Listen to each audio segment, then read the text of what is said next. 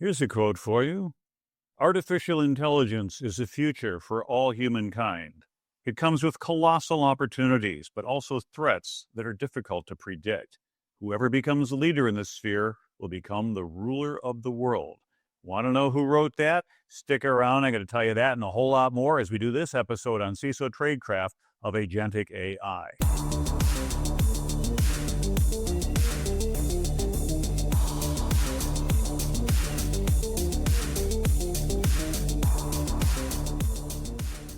Hello and welcome to another episode of CISO Tradecraft, the podcast that provides you with the information, knowledge, and wisdom to be a more effective cybersecurity leader.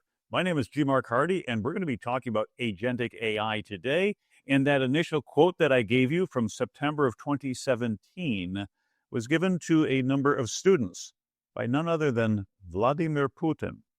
Interesting. So as we take a look at the concept of Agentic AI, this might be the threshold that starts to take us into the point where someone may become the ruler of the world, or may not. Stick around and let's see what we're going to learn. First of all, let's start with the definition of Agentic AI and how it might be different from regular generative AI or basic AI. And so, well, who better to go to than AI to ask that question? So we check with ChatGPT. And we said, provide a concise definition of Agentic AI to a Fortune 500 CISO. Here's what we got. Agentic AI refers to artificial intelligence systems that can autonomously perceive, reason, and act toward achieving complex goals with minimum human intervention. These systems exhibit advanced decision-making, adaptability, and self-directed learning, posing both opportunities and risks in cybersecurity, compliance, and operational resilience. Kind of guess that those last three things were thrown in there as kind of a little +1 because we told them that it was for you. Anyway, one of the things we're thinking about is the concept of Agentic AI. I talked to an expert who'd been on our show previously, Konstantinos Zagantos, and he had said, technically speaking, machines cannot be agents. Now, here's a little quote from his paper he published last year entitled Minds and Machines, Evaluating the Feasibility of Constructing an Advanced Artificial Intelligence. One of the derivatives of natural intelligence is the phenomenon of agency, which reductively means the ability of the person to choose and act autonomously based on world modeling, planning, and incentives.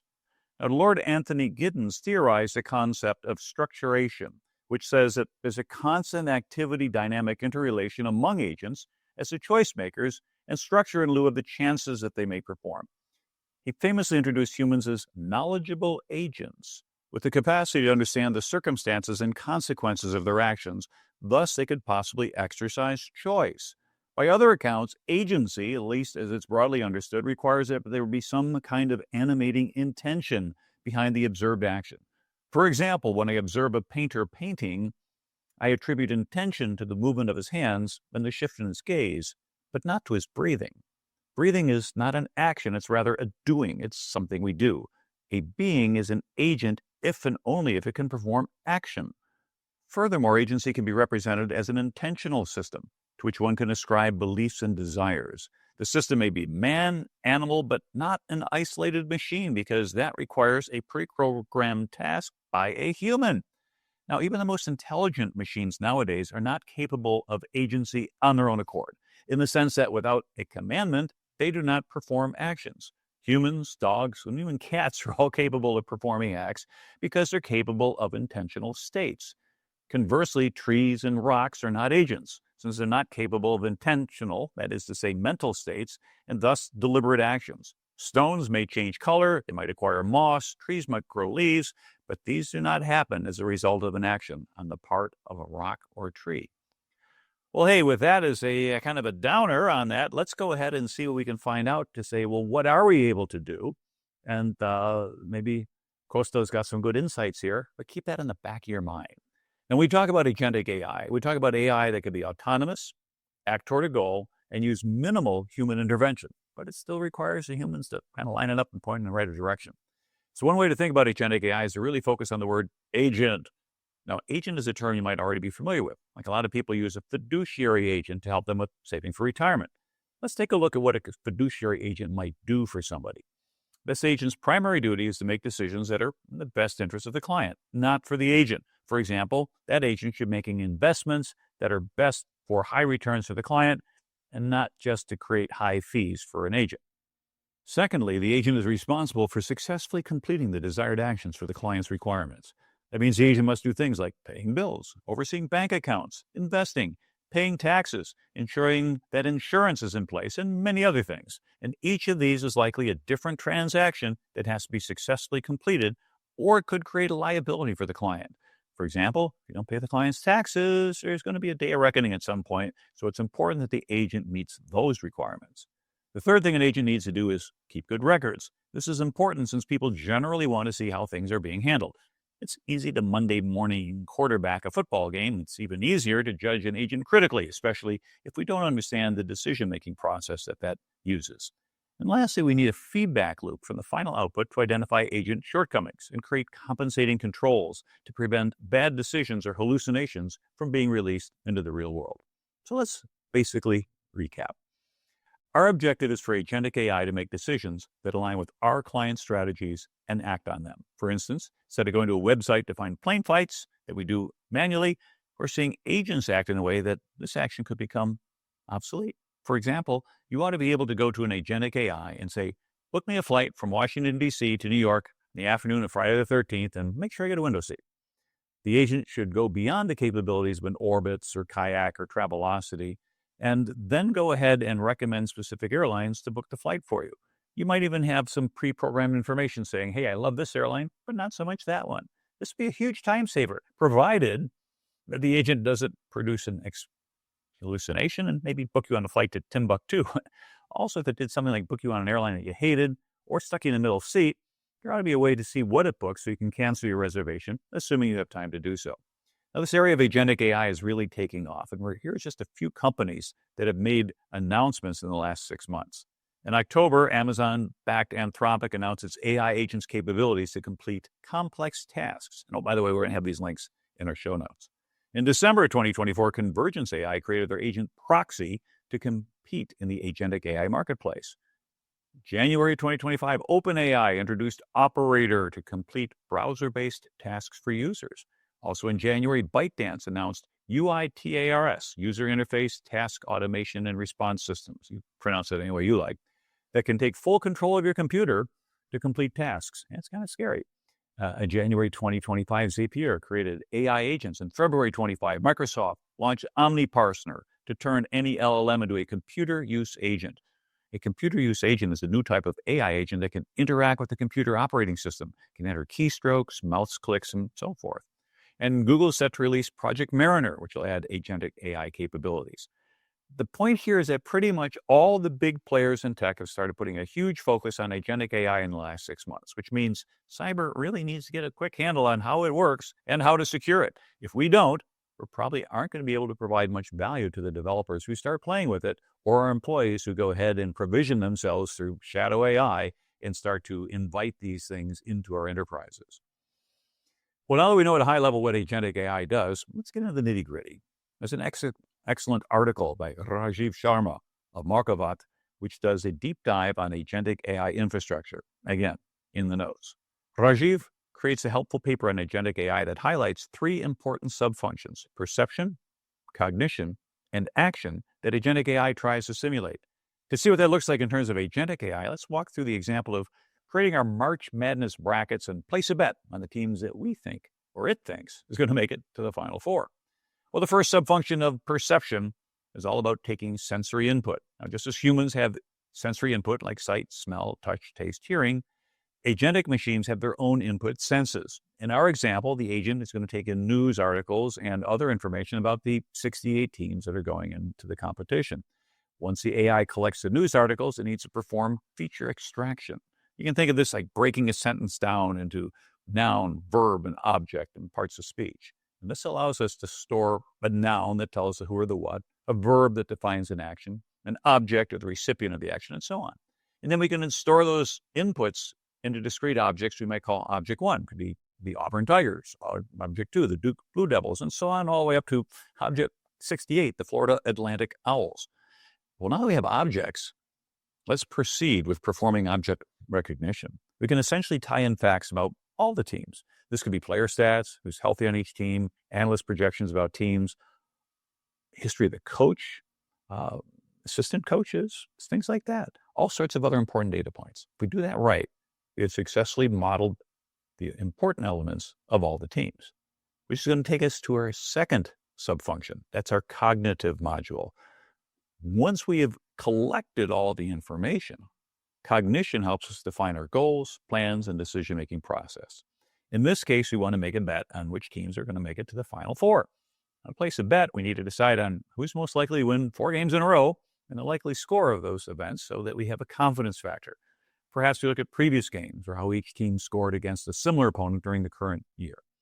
Ultimately, we create a knowledge base of assumptions that we use in our decision-making process. For example, we can evaluate all the previous data about teams that made it to the Final Four in prior years and think of this as our Moneyball statistics that correlate the most with success.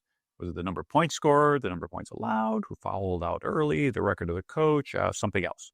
Since we have historical data, we could try millions of variations and measures to see which one has the highest likelihood of correlating with the ultimate winner. This is essentially a probability mass function, or PMF. The thing is that it serves a little bit better than doing it randomly, guessing yourself what the outcome will be. Systemic prediction likely will be better, but it's not going to be perfectly accurate in any case. All one can expect for it to be is, well, good enough. But once we find the metric with the highest accuracy rate on the historical data, we can then use generative AI's natural language processing capabilities to state our answer in a human readable way. For example, we think that Auburn, Duke, Arizona, Michigan State will comprise the Final Four. Now, yes, I know the brackets aren't even published yet, and they might end up in the same, but roll with me on this one. Which now takes us to our third sub-function, action, or what we might consider complex automation. We want the agent to obtain our credit card information and use a service like DraftKings to bet money on the site. It queries us about our payment information, how much you want to wager. Next, we're going to create a DraftKings account, logs in through the various API calls to place a wager with our credit card, as well as provide all other account information. As a result, we can receive an email confirmation. A bet has successfully been made for a specific amount for a specific outcome. Now, these last two subfunctions, cognitive and action, are where we're seeing a huge improvement over generative AI. The ability to represent goals and make decisions from the ability to automate human tasks. That's great. Because ideally, if you do it right, then you shift from requiring humans to write every little instruction with a piece of code to being able to go ahead and just describe what you want. Now, there's no guarantees here, though. Humans have a world model. As humans, we know whether it's correct according to our real-life perception and when something just can't be so. Machine only simulates it, and it guesses it. And that could be a recipe for disaster if we completely take the human out of the loop. So in this case, the AI agent does a lot for you, which means you start saving humans a lot of time, which could result in organizational cost savings. Not just for the betting, but think about this across multiple business functions.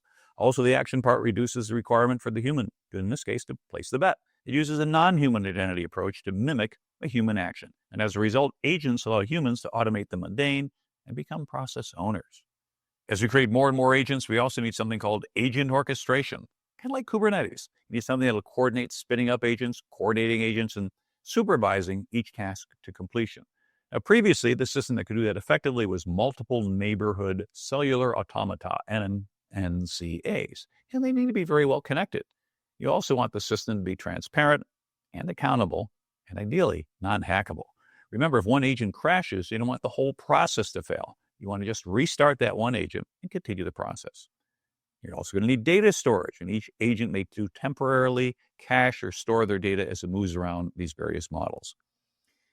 And once you have agentic AI functioning at a technical level, you should also expect data privacy, legal, compliance organizations to bring their own requirements and require certain safeguards. For example, the AI agent might be prohibited from performing actions like calling 911.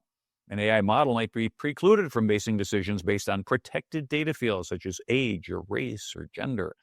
And we have to make sure we restrict AI from uploading intellectual property, PII or PHI, externally outside of our control in violation of any agreements that we have or regulations. There might even be these regulatory and compliance-related requirements like documenting decisions and requests to the agent and logging actions into a SIM. This might be particularly helpful to see if bad actors try fuzzing the agent with malicious queries to reveal sensitive data inside the agent used to train it. Now, there's going to be a lot of overhead here. But if you're looking for specific examples of emerging standards documenting the various controls required to safeguard AI and agents, check out the following. In this publication, AI 600 TAC 1, Artificial Intelligence Risk Management Framework, Generative Artificial Intelligence Profile. MITRE Atlas, Adversarial Threat Landscape for Artificial Intelligence Systems. OWASP Ta-10 for Large Language Model Applications, and ISO 42001, Information Technology Artificial Intelligence Management System. Again, links in the show notes if you want to go ahead and dig into the pubs. First three you can access at no cost. Alas, the ISO one, I think you have to part with 199 Swiss francs. Okay.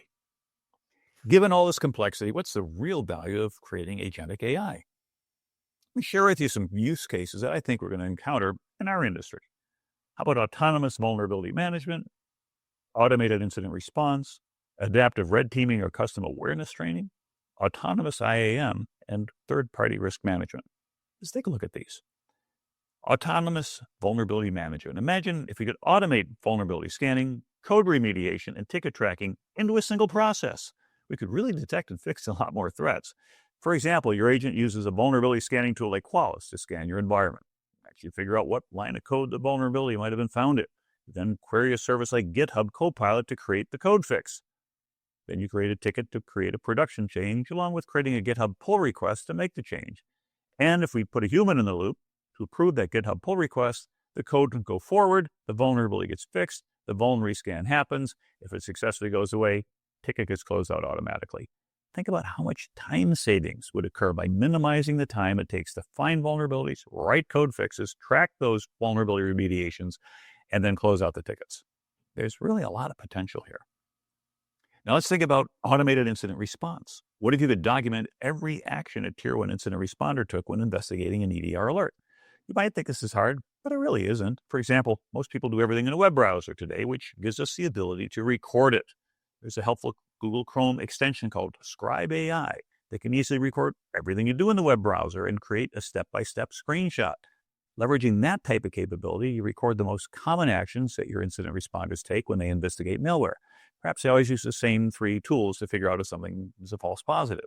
Then they'll look in various handling guides on what actions to take, such as disabling an account, make a snapshot, etc. Then doing this could reduce the incident response activities, which might take humans an hour to do, could now be completed by AI in mere seconds, allowing your team to stop potential issues like ransomware much, much faster. Our third example is custom red team exercising. What if you want to perform a red team exercise to mimic a fraud actor that spearfishes a user? Today, organizations perform generic phishing tests and use one template pretty much for everybody in the organization. However, what if you could customize it for each recipient? For example, let's say you use a tool to query LinkedIn to find everybody in your organization. Then you're going to take the last 10 posts those individuals made as an input for a ChatGPT request. The request is create a custom phishing email that is tailored based on what the employee is commenting on.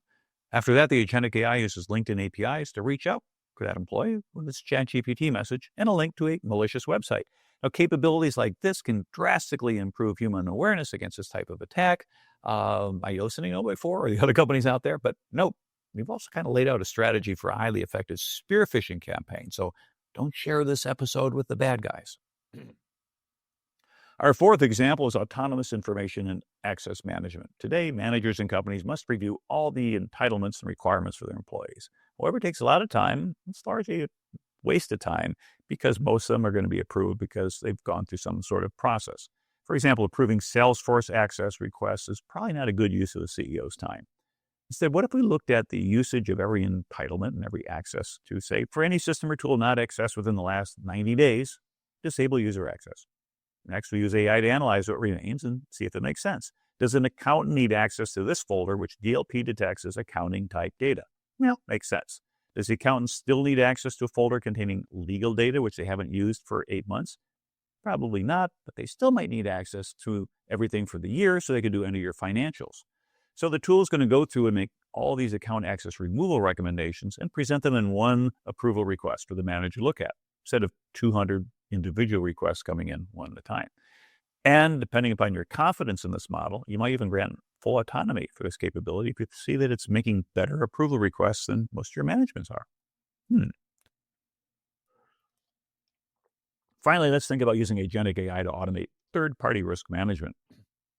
Imagine if you had the ability to reduce all the labor costs involved with reading hundreds of policies, questionnaires, pen test reports, etc., by employing a tool that could successfully analyze those submissions and create a report. Your third-party analyst team would just do a simple audit to ensure the findings are accurate, not hallucinated. And as a result, your third-party risk assessments can be done in minutes after submission. This will improve your business efficiency by providing vendor approval faster.